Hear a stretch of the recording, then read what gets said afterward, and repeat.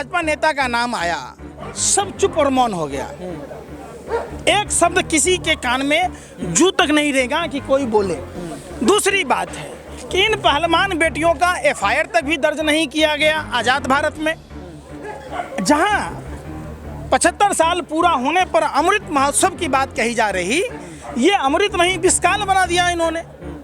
अगर यही बेटियां पाकिस्तान की होती, पाकिस्तान में हिंदू बेटियों के साथ अत्याचार आप भी कह रहे होते, या बलात्कारी ब्रजभूषण शरण सिंह की जगह कोई मुसलमान होता या कोई कमज़ोर आदमी होता, हम आप जैसे नॉर्मल आदमी होते, तो पुलिस वाले पूरे परिवार को मार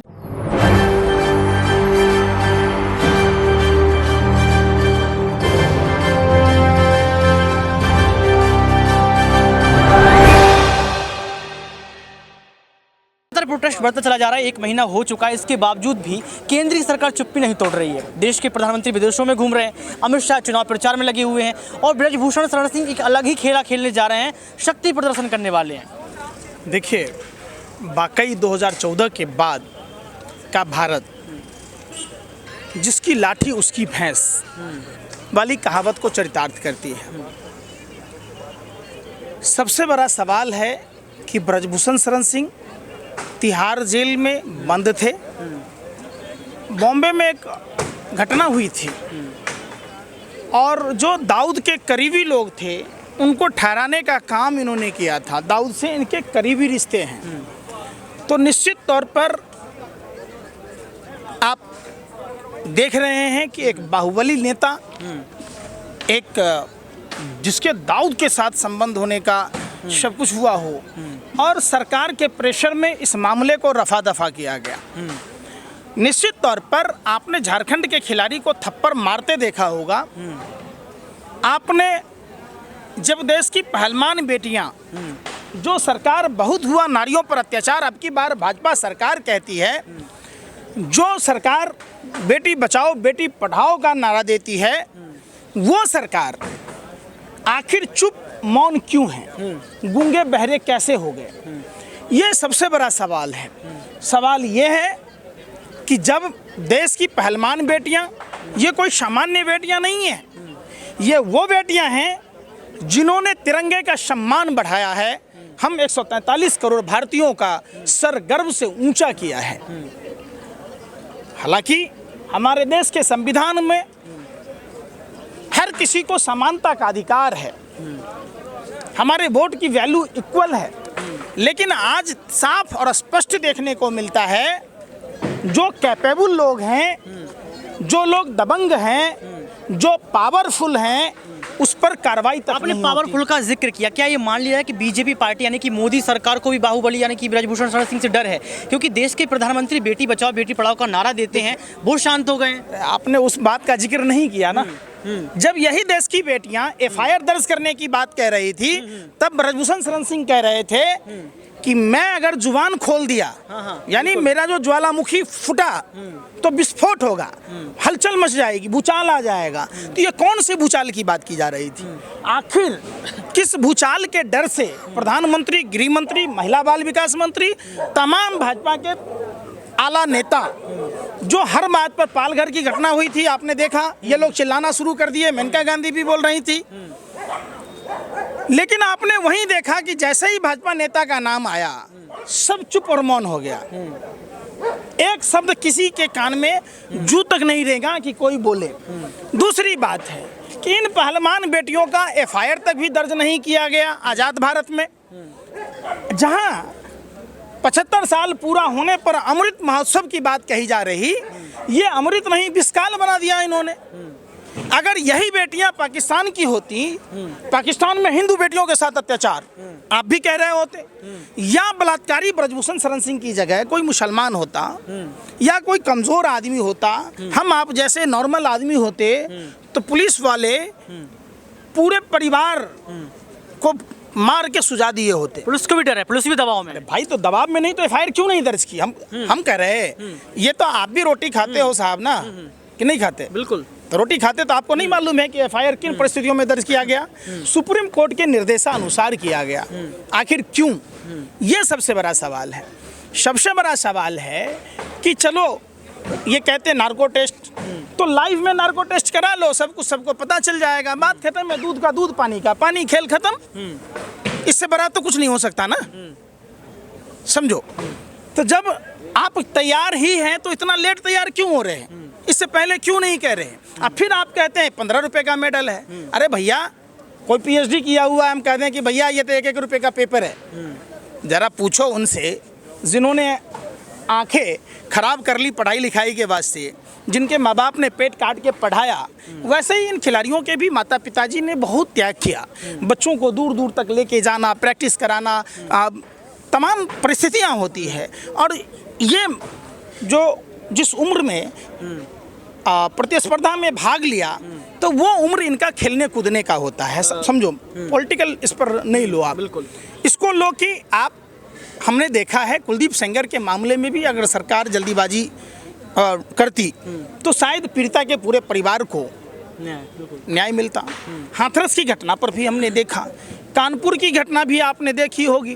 तो ये तमाम चीज़ें होती हैं। जो लोग इसको धर्म से जोड़ कर देखते हैं, जाति से जोड़ के देखते हैं, प्रांत भाषा से जोड़ कर देखते हैं, हम कहते हैं कि वो बेवकूफ़ लोग हैं। सर, आरोप और प्रत्यारोप के दौर में देखा जाए तो यहाँ पर सबसे बड़ा आरोप ये लगाया जा रहा है कि अब ये जो आंदोलन वो राजनीति का अखाड़ा बन चुका है। दूसरी बात ये कहा जा रहा है कि कहीं ना कहीं ब्रजभूषण शरण सिंह जो बयान दे रहे हैं वो बयान से भटकाने का प्रयास। अरे भाई सुन तो लो, देश में लोकतंत्र है। बिल्कुल है।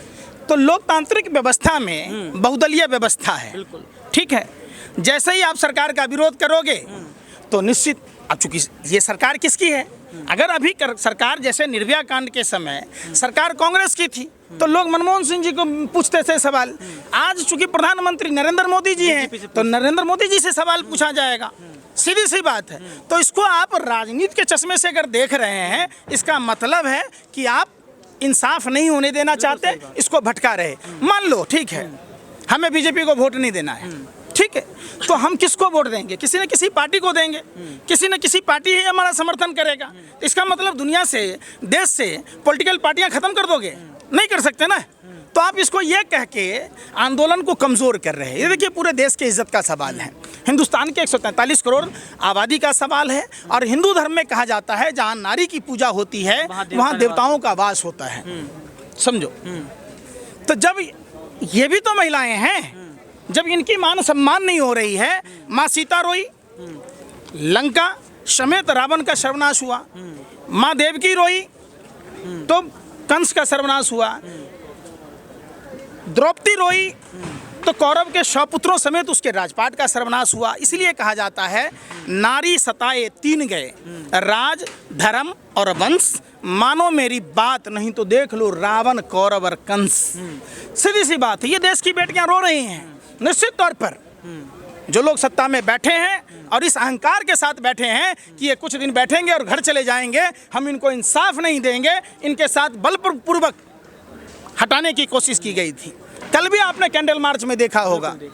तो आप चारों तरफ बैरिकेड करके अगर देश की बेटी चाहे देखो मौलाना की हो, पंडित की हो, अग्रे की हो, पिछड़े की, उससे बहस नहीं है। बेटियां तो बेटियां हैं।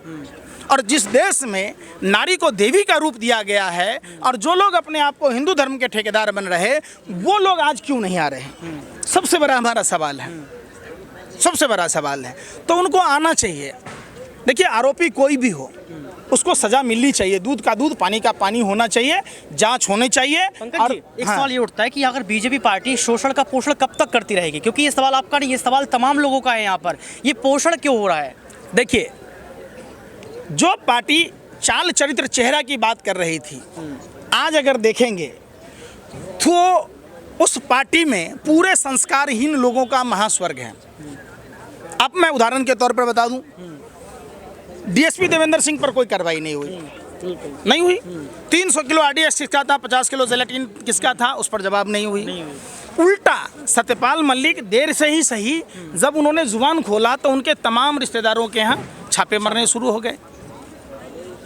अब आप आओ, एक शर्मा करके गैलेंट्री अवार्ड से नवाजे गए थे, आईपीएस अधिकारी थे और वो भारत की खुफिया जानकारी पाकिस्तान को दे रहे थे। कोई चर्चा तक हुई? डीएसपी देवेंद्र सिंह 12 लाख रुपया लेकर आतंकवादी के साथ गिरफ्तार हुआ था, उस पर कोई कार्रवाई हुई? अब आप आओ, प्रदीप करूरकर जो डीआरडीओ का वैज्ञानिक है, आरएसएस के 4 पीढ़ियों से आरएसएस की शाखा में रहा है, पाकिस्तान को खुफिया जानकारी दी। अगर यही कोई मुसलमान होता, कोई दलित होता, कोई पिछड़ा होता, तब आप क्या करते? नागिन डांस रहे होते। समझो, तो यही सवाल पूछा जाता है कि आप जब देखिएगा कश्मीरी फाइल्स पर बहुत शोर हुआ, कश्मीरी पंडितों के साथ 12 अभी महीने होने को है, समझियो, वेतन नहीं मिल रहे। जाके देखिए उन कश्मीरी पंडितों के घर पर बुलडोजर चला दिए गए। जो अयोध्या में भक्ति पथ, राम पथ समेत कई इलाके के लोग थे, हम ठीक है आप विकास कीजिए, लेकिन विकास लाशों पर मत कीजिए। जिनके बाप दादाओं ने कार सेवकों की सेवा की थी, उनके दुकानें छीन ली गई, उनकी मकानें छीन ली गई, उनके खेत खलिहान छीन लिए गए। प्रभु श्री राम होते तो ऐसा नहीं करते। प्रभु श्री राम की अपनी मर्यादाएं थी। प्रभु श्री राम, आपको पता है कि जब माँ सीता की बात आई तो उन्होंने रावण से युद्ध किया, रावण को छोड़ नहीं दिया, जैसे प्रधानमंत्री जी जसोदेवन को छोड़ दिए। वो उनका पति धर्म था। और प्रभु श्री राम प्रजा के कहने से अपने गर्भवती पत्नी का परित्याग कर दिया, ये उनका राजधर्म था। सोचिए, राजा राम, प्रभु श्री राम, जो हम सब के आराध्य हैं, जो भारत की कण कण में वास करते हैं, प्रभु श्री राम ने साफ साफ स्पष्ट कहा है कि एक राजा के लिए प्रजा से बड़ा कोई भी नहीं, घर परिवार कोई भी नहीं है। यही बात प्रभु श्री राम ने रामायण में कही कि आप अगर बीमार होते हैं तो संजीवनी बूटी और सुसैन वैद्य यानी डॉक्टर की ज़रूरत है, दवाई की ज़रूरत है। लेकिन हमारा वाला तो प्रभु श्री राम का मुंह में राम, बगल में छुरी, थाली थाली पिटवा दिया। आप बताओ, रामचंद्र जी के भाई लक्ष्मण जी बीमार थे तो उन्होंने संजीवनी बूटी मंगाई, सुसैन वैद्य को बुलाया, और हमारा वाला सर्जिकल सामग्री बाहर के देशों को बेच दिया, ऑक्सीजन बाहर के देशों को बेच दिया। इसका जिक्र भी किया। मैं वही चीज कह रहा हूँ। 31 दिसंबर को WHO ने कहा था। अगस्त और सितंबर 2 के महीने में चाइना के वुहान शहर में हुआ। चाइना ने मैक्सी अस्पताल बनाए, घर घर सैनिटाइज किया, घर घर राशन पहुंचाया, सोशल डिस्टेंसिंग का पालन किया। लेकिन हमारा वाला क्या गया? कान में तेल दे के सोता रहा। 31 दिसंबर को WHO कहा तो जनवरी में दिल्ली में घर घर पर्चा बांट रहा, फरवरी में ट्रंप की गुलामी कर रहा, 22 विधायकों की नीलामी और ट्रंप की गुलामी ने देश का भट्टा बैठा दिया। 23 मार्च तक इंतजार किया। इनको धर्म से और राष्ट्र से कोई लेना देना नहीं। पंकज जी, लोकतंत्र की हत्या की बात की जाती है, कैसे बचेगा लोकतंत्र? राष्ट्र शब्द कहाँ से आया है आप बता दो? जानते हो आप? आपको भी नहीं पता है। तो वही बात कह रहा हूँ ना, इनको नहीं पता है। जो लोग एक ध्वज एक निशान की बात कह रहे थे, 2 ध्वज 2 निशान के गोद में बैठकर सरकार चलाया जम्मू कश्मीर में। तो जनता क्यों चुन रही है पंकज जी? जनता नहीं चुन रही है। फिर यही आप में देखिए, चुनाव नतीजे प्रभावित किए जाते हैं, उसके कई सारे फैक्टर हैं। ये करते क्या हैं? वोटर लिस्ट से 40 से 50 लोगों के नाम काट देते और EVM की हेराफेरी कर लेते। तो इस वजह से ये जीत जाते हैं। आपको पता है कर्नाटक में 3 विधानसभा क्षेत्रों में दुनिया की सबसे बड़ी राष्ट्रीय पार्टी का दम भरने वाले का जमानत जब्त हो गया। क्यों? साउथ से ज़्यादा मंदिर तो कहीं नहीं है। आप एक बात बताओ, साउथ में सबसे ज़्यादा मंदिर हैं, साउथ में सबसे ज़्यादा पूजा की जाती है, साउथ में सबसे ज़्यादा वार त्योहार हैं, साउथ में शुद्ध संस्कृत बोली जाती है, तो साउथ से भाजपा मुक्त कैसे हो गई? बिल्कुल बड़ी बात। सबसे ज़्यादा मंदिर हैं, प्रतिष्ठित मंदिर हैं।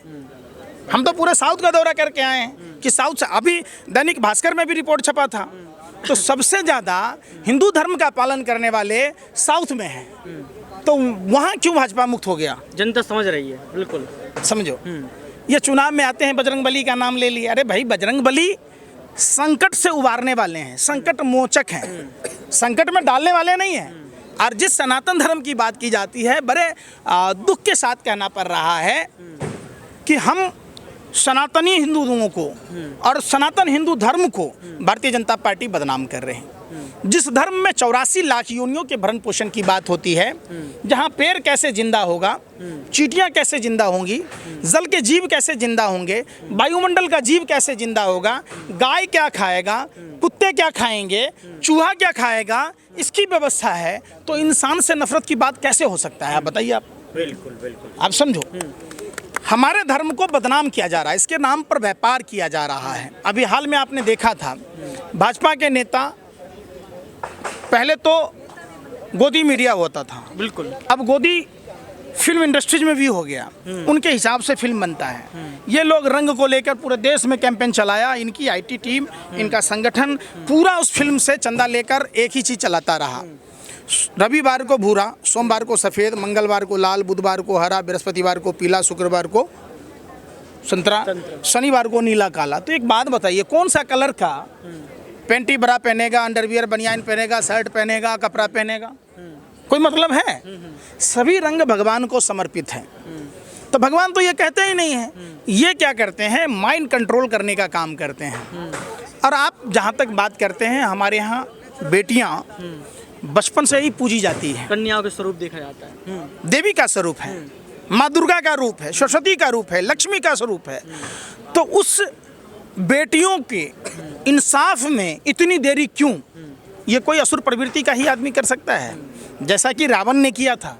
रावण अगर पारंपरिक वेशभूषा में जाता तो माँ सीता का अपहरण नहीं कर पाता, तो उसने भगवे का इस्तेमाल किया।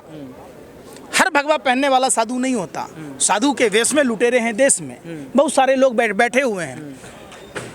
और हमारे धर्म में कर्म प्रधान धर्म है, जैसा आप कर्म करोगे वैसा फल मिलेगा। झूठ बोलने का फल है, व्यभिचार का फल है, मद्यपान का फल है, तो निश्चित तौर पर बलात्कारियों को भी फल मिलेगा। और ये हमने तीन पीढ़ियों में देखा है।